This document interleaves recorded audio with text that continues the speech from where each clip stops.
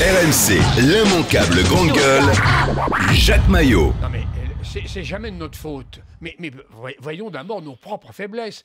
Angela Merkel, les déclarations d'Hollande, comme celles d'ailleurs de Sarkozy, permettez-moi l'expression vulgaire, elle s'en tamponne de coquillard. Elle dit Hollande, tu peux toujours parler. Hein, et même les sociodémocrates allemands, d'ailleurs c'est prévu, il n'y avait pas de SMIC en Allemagne, vu l'accord de la grande coalition, il va y en avoir. Mais c'est pas au niveau national de toute l'Allemagne.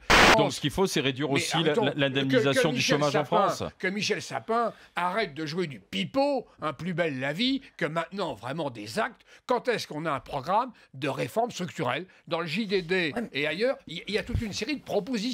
Mais est-ce que ces réformes structurelles... C'est la même chose pour le logement. Heureusement, on est en train de détricoter la loi Allure. Non, mais là, c'est une catastrophe. Faut supprimer cette loi. C'est une merde, cette loi. Je le dis dans les grandes gueules. Oui, pas de loi Allure à supprimer tout de suite. Surtout qu'on ne signe pas les décrets d'application. Suppression de la loi Allure. Fillon a un programme, j'ai regardé. Il est où, Fillon, d'ailleurs? Ben voilà, mais Fillon, il peut quand même... Où est-il? Il dirige l'UMP dans le triumvirat. C'est un programme rien. Il a été 5 ans Premier ministre et il avait qu'à le faire. Là, quand même, c'est Sarkozy qui l'a empêché, si tu écoutes François Fillon, c'est ça. Fillon, il faisait le tapin pour rester Premier ministre. Lorsque Borloo a failli y être, il était en petit col Mao, là. Il faisait un lobby.